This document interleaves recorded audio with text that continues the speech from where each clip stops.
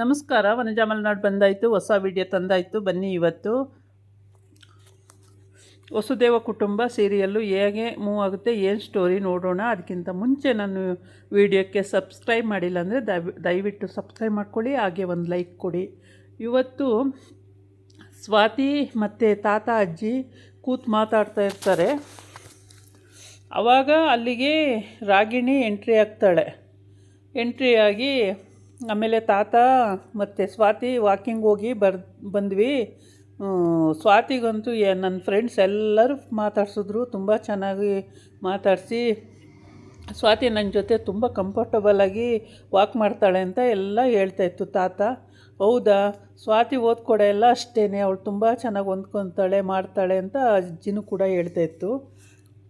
ಆಮೇಲೆ ತಾತ ಹೇಳ್ತು, ಇಲ್ಲ ನಾನು ಸ್ನಾನ ಮಾಡ್ಕೊಂಡು ಬರ್ತೀನಿ, ಆಮೇಲೆ ಮಾತಾಡೋಣಂತೆ ಅಂತ ಹೇಳ್ತು. ಅದಕ್ಕೆ ಅಜ್ಜಿ ನಾನು ಕಷಾಯ ಮಾಡ್ತೀನಿ ಮತ್ತು ಅಷ್ಟೊತ್ತಿಗೆ ಅಂತೂ. ಅಯ್ಯೋ ಅಜ್ಜಿ, ನಾವಿರುವಾಗ ನೀನು ಯಾಕೆ ಮಾಡೋಕ್ಕೆ ಹೋಗ್ತೀರ ಅಜ್ಜಿ, ನಾನು ಮಾಡ್ತೀನಿ ಅಂತ ಸ್ವಾತಿ ಎದ್ಲು.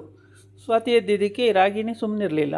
ಇವಳು ಕೂಡ ಅಯ್ಯೋ ನೀನು ಹಿರಿ ಸೊಸೆ, ನಾನು ಕಿರಿ ಸೊಸೆ, ನಾನು ಈ ಮನೆ ಸೊಸೆನೇ ಅಲ್ವಾ, ನಾನೇ ಮಾಡ್ತೀನಿ, ಏನು ತೊಂದರೆ ಇಲ್ಲ ಸ್ವಾತಿ, ನಾನು ಮಾಡ್ತೀನಿ, ನೀನು ಕೂತ್ಕೋ ಅಂತಂದ್ಲು.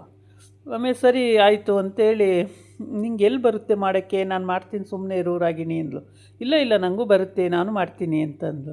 ಆಮೇಲೆ ಸರಿ ಅಂತೇಳ್ಬಿಟ್ಟು ನಡಿ ಮಾಡು, ನಾನು ಏನಾರು ಬೇಕಂದರೆ ಹೆಲ್ಪ್ ಮಾಡ್ತೀನಿ ಅಂತೇಳಿ ಸ್ವಾತಿ ಕರ್ಕೊಂಡು ಬಂದಳು. ರಾಗಿಣಿನ ಕರ್ಕೊಂಡು ಬಂದು ಸರಿ ಇಡು ಮತ್ತೆ ಅಂತ ಹೇಳಿದ್ಲು. ಏನಿಡಬೇಕು ಅಂದು. ಏನಿಡಬೇಕು ಅಂದ್ರೆ ನೀರಿಡು ಅಂದು.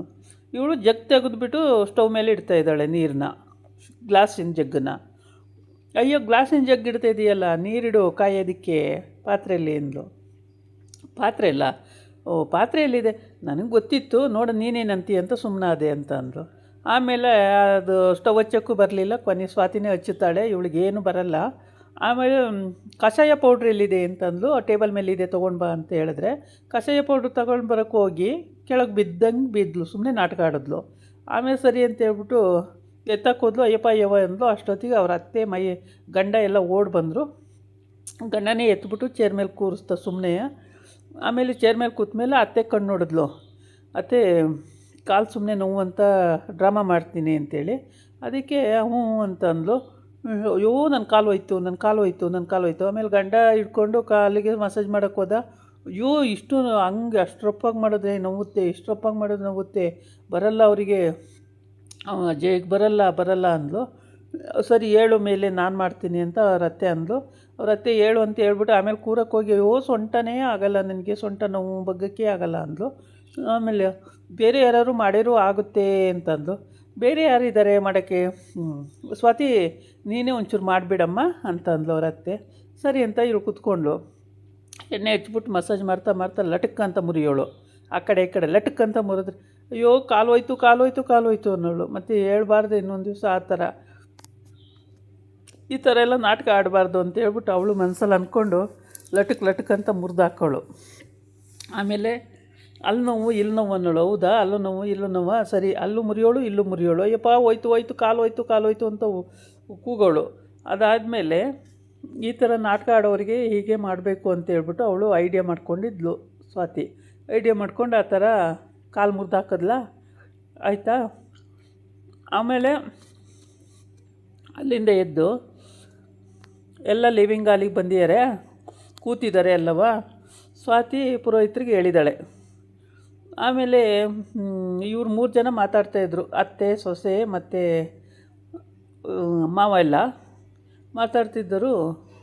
ವಿಷಯ ತಿಳ್ಕೊಂಡು ಸ್ವಾತಿ ಏನೇನೋ ಮಾತಾಡಿಕೊಂಡು, ಸ್ವಾತಿ ಅಲ್ವೇನಮ್ಮ, ಹೌದು ಅಲ್ವೇನಮ್ಮ, ಹಂಗಲ್ವೇನಮ್ಮ ಹಿಂಗಲ್ವೇನಮ್ಮ ಅಂತಿದ್ರು. ಇವಳಿಗೇನು, ಸ್ವಾತಿ ಕಾಯ್ತಾ ಇದ್ದಾಳೆ, ಯಾರಿಗೋ ನಾವು ಕರೆಯೋದು ಕೇಳಿಸ್ತಾನೆ ಇಲ್ಲ ಅಂತೇಳ್ಬಿಟ್ಟು ಅವ್ರು ಕಾಯ್ತಾನೆ ಅವರೇ. ಇವಳು ಕರೆಯೋದು ಕೇಳಿಸ್ತಾನೆ ಇಲ್ಲ. ಇವಳು ಅಲ್ಲಿ ರೋಡ್ ಬಾಗಿಲಲ್ಲಿ ನೋಡ್ತಾ ಇದ್ದಾಳೆ, ಇನ್ನೂ ಬರಲಿಲ್ವಲ್ಲ ಅಂತ ಹೇಳ್ಬಿಟ್ಟು. ಆಮೇಲೆ ಸ್ವಾತಿ ಅಂತ ಕರೀತಾರೆ. ಆವಾಗ ಅಜ್ಜಿ ಅಂತ ಬಂದ್ಲು. ಏನಮ್ಮ ಅಷ್ಟು ಕರೆದ್ರೂ ಕೇಳಿಸ್ತಿಲ್ವಲ್ಲ, ಅಲ್ಲೇನು ನೋಡ್ತಾ ಇದೆಯಮ್ಮ ಬಾಗಿಲ ಹತ್ರ ಅಂತಂದು. ಸ್ವಾತಿ ಅಲ್ಲೇ ನೋಡ್ತಾ ಇರ್ತಾಳೆ. ಸ್ವಾತಿ ಅಂತ ಎಷ್ಟು ಕೂಗಿದ್ರೂ ಅವಳು ಆ ಕಡೆ ಗಮನನೇ ಇರಲ್ಲ, ಆ ಕಡೆನೇ ನೋಡ್ತಿರ್ತಾಳೆ. ಆಮೇಲೆ ರಾಗಿಣಿ ಮತ್ತು ಅಜಯ್ ಇಬ್ಬರು ಬರ್ತಾರೆ ಕೆಳಗಡೆ. ಮತ್ತು ಪುರೋಹಿತರು ಬರ್ತಾರೆ. ಇವಾಗ ಎಲ್ಲರೂ ಕೂತು ಮಾತಾಡಬೇಕಾದ್ರೆ ಪುರೋಹಿತರು ಯಾಕಮ್ಮ ಈಗ ಅಂತ ಕೇಳ್ತಾರೆ ಅಜ್ಜಿ ತಾತ.